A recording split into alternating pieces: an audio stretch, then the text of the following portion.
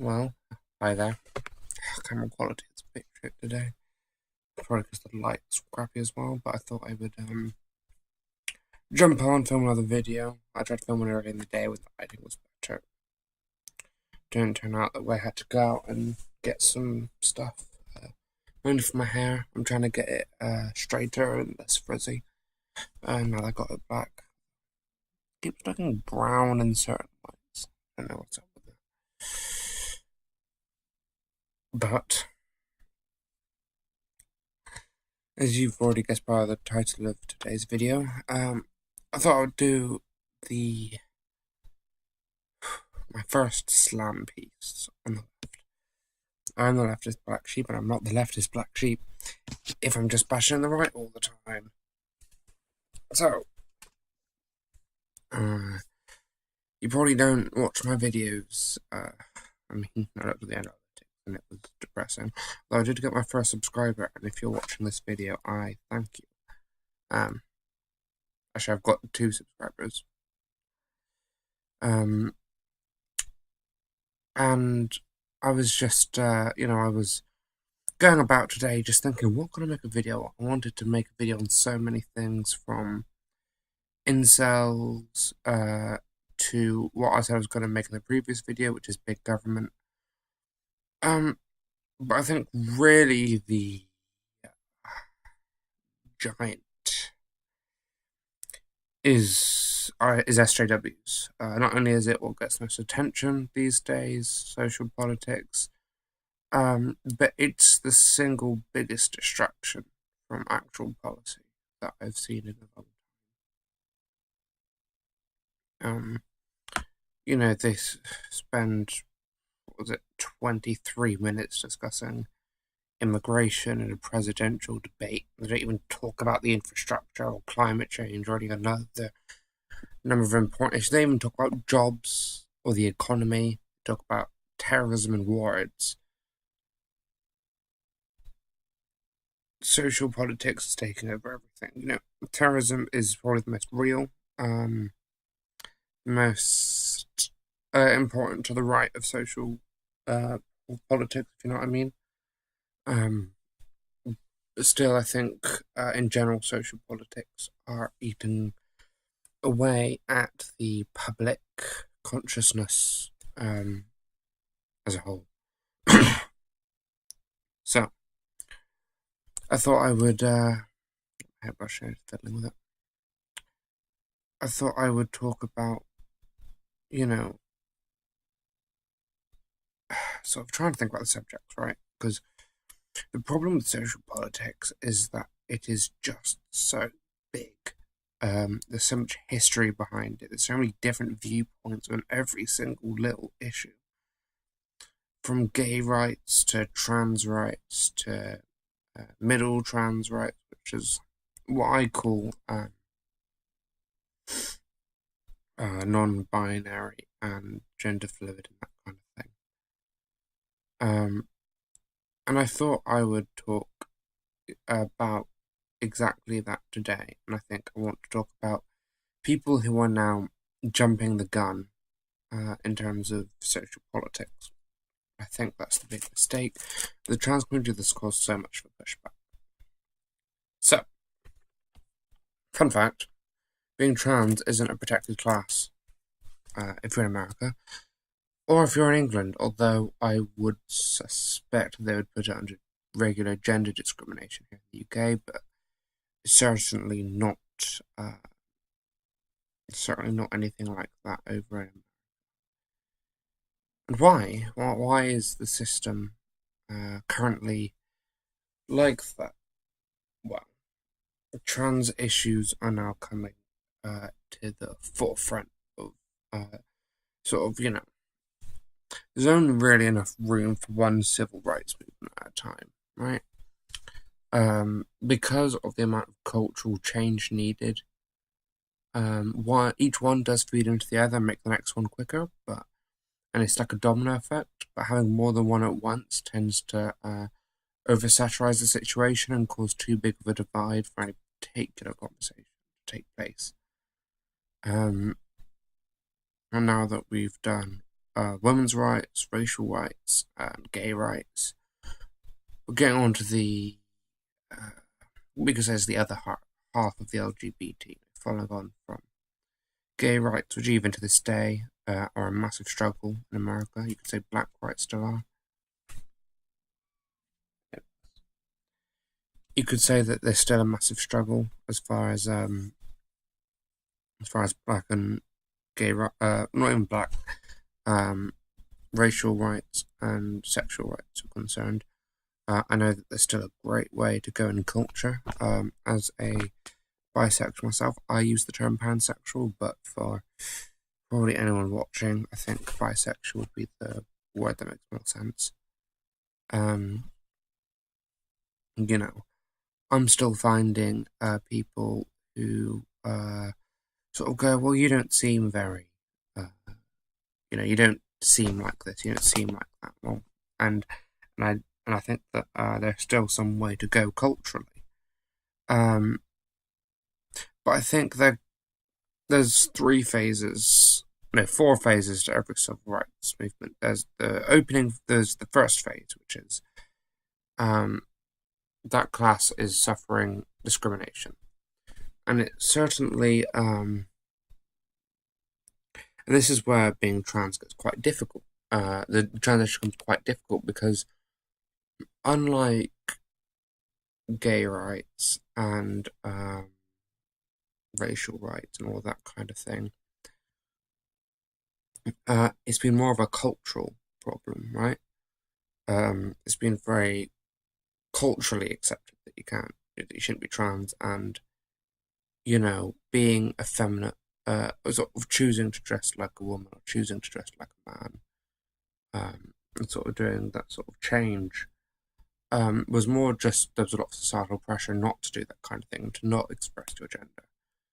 And I think where the movement is sort of falling flat is it's trying to tackle it in terms of a legal problem. While I do think trans people should be a protected class, the reason that they're presently not is because there hasn't been that same level of discrimination legally. It's been very much cultural discrimination.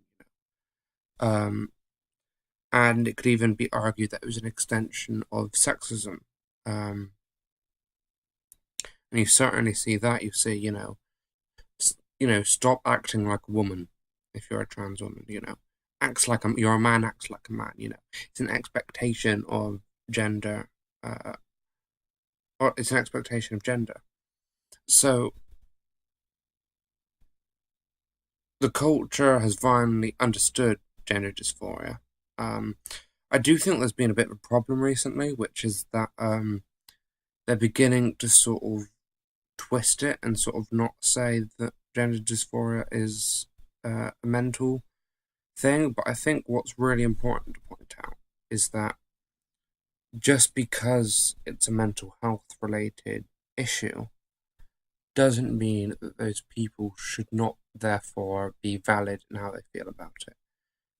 It's going to be a slight tangent, but I think this is really important because it's something I hear from the right wing a lot, and it really, really pisses me off. Okay, so I actually agree that gender dysphoria is most likely a mental disorder, although there is some evidence that it is has a large biological basis as well. It's very how do you put it? There's different readings of the brain, much more feminine brain. There are intersex conditions, but I'm not talking about that because that's what the right is. Oh, but there's intersex condition, and we're talking about the actual issue here. But as someone who suffered from depression and anxiety for a long time, just because those are not natural feelings that should be there, say should, quotations, doesn't mean that they're not valid feelings, and does not mean that they shouldn't be dealt with. And the thing is with gender dysphoria is that it's very much a fixed thing. It doesn't go away. It might fluctuate, but as some people have certainly reported that's the case, although not all. And it does come at different levels. And some people report that they start feeling gender dysphoria at later dates, all of that kind of thing. So I do think it makes a lot of it's quite difficult. It's you know we can't dismiss it because it might be a mental disorder. If it's a mental disorder, it's just as valid as if it's not. Because the only way, and of course they've done research on this, the only way to deal with gender dysphoria is to transition, and that's the only thing that alleviates mathematical anxiety and pain that comes with it. And some people like to say, well, if it causes so much pain after transition, the suicide rate is just as high. Well, here's the deal: is that being trans comes with a lot of challenges. I think, culturally, and this is the big thing, is there's a cultural stigma still lurking around about trans people. Especially in that first transitionary period, where people who dress differently from the norm are being discriminated against, and they are being looked at as odd, especially if they're dressing as the opposite gender. And while it does catch eyes, it shouldn't catch stares. So what's the whole point of this? Well, I think the big issue is that we haven't. We are now jumping the shark where. So the trans movement has, I think, largely succeeded now, in terms of the binary trans people. But then there come the middle trans people, the non-binary trans people, the gender fluid trans people. I think, firstly, a big problem is that it's a fairly new phenomenon, or at the very least, it's a newly discovered phenomenon.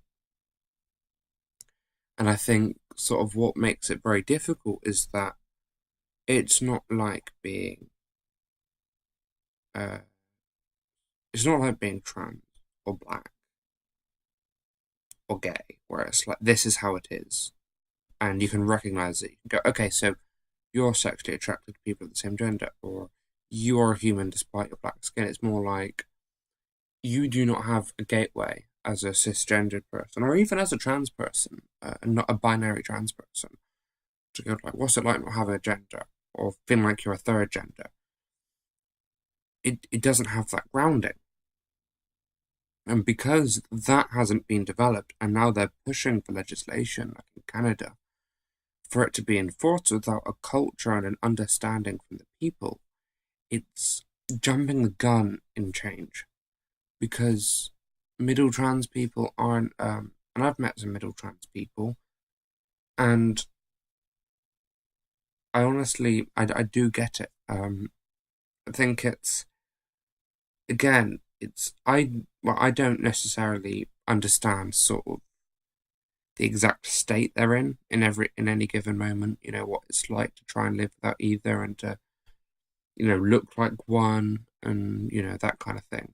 I don't obviously understand that state, but I do understand sort of the feeling like you don't fit into gender. For example, I'm not very masculine. I mean, the most masculine thing about me is that I'm competitive. But since the age of 7, I've not really been interested in sports. Played sports with friends or drank PE at school, But it's more of a social thing. Right now, my best friends are female. They're the ones I empathize with, the people I understand. So I kind of understand not feeling like your gender, because I have felt very unmasculine before. And whilst I don't really care either way, I think for me personally, it's just I act how I want, look how I want, It's really funny because I'm actually changing my look quite a bit at the moment. Trying to get my hair out. I've just spent like 30 quid on hair products. I think it's really important to recognise that we've all felt not very kin to our own gender at one point in time, right? And people who are middle gendered who don't feel like they have a gender, who don't fit into the left or right, the 1 or the 0, the male or the female, you know, they just don't connect with their own gender or the other gender of the binary system. And this is something that I understand. But they assume that everyone else can understand that in the same way they can understand regular trans people. Because this one requires so much of a cultural understanding, and then you're moving on to this gender, and then they're moving on to go, you have to call me this, you have to call me that, which I'm going to get onto in a second. It's incredibly damaging to the non-binary middle gender community of that they haven't developed a real, or not real, they do have a culture. They have a quite cool culture, actually, but they don't have a culture that the rest of the world fully understands and the world sees, and they don't understand being non-binary. It's not something they get. So when they're trying to enforce it, of course they're going to get pushback because people don't understand what the fuck's going on, and then they're being called bigots for not getting it. Like, firstly, they're not necessarily bigots. I mean, if they just don't get it, that's not them being bigots. That's them not getting it. I can't leaving.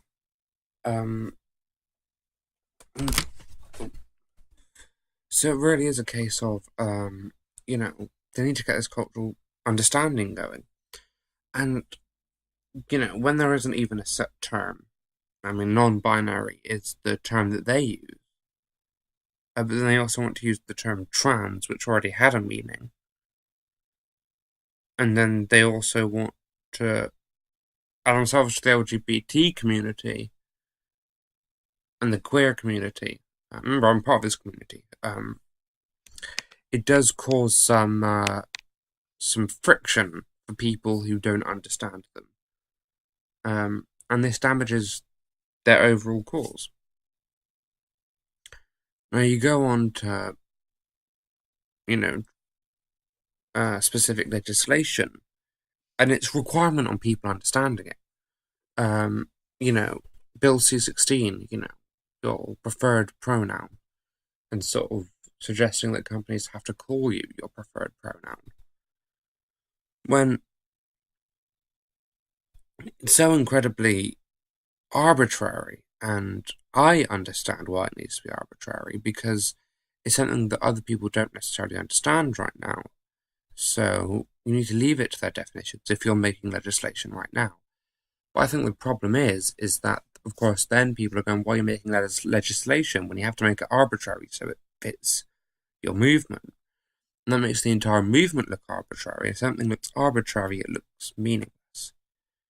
And I think the non-binary movement is important for the people involved. And after spending time with non-binary people especially, gets to the point where I go, like, you know, where I went, you know what, I get that. And I really do. You know, I could see myself, you know, just, you know, actually I stopped giving a shit about my gender a long time ago, you know, especially with my sexuality. You know, that's something I struggled with for a little bit. I was, you know, why I didn't feel masculine. And then you get this, and then, you know, so I think it does make sense. I think it really does make sense, but people outside of the community just don't get it, and they're trying to put this arbitrary legislation in place. Anyway, I'm getting more succinct with these. I'm actually tying it up at the end of them. It's not. If you're watching, I'd like to thank you for watching. I know my videos are like ridiculously long, but I think it is really cool. The entire I think it is cool. The movement is gaining some traction, but I think that they tried to go for the legal legislation before they've gone for the cultural understanding phase, and I think that's damaging them. Thank you for watching. Subscribe, comment if you want to say anything. Leave a like or a dislike. Preferably a like. I would like a like before I get a dislike, and thank you for watching.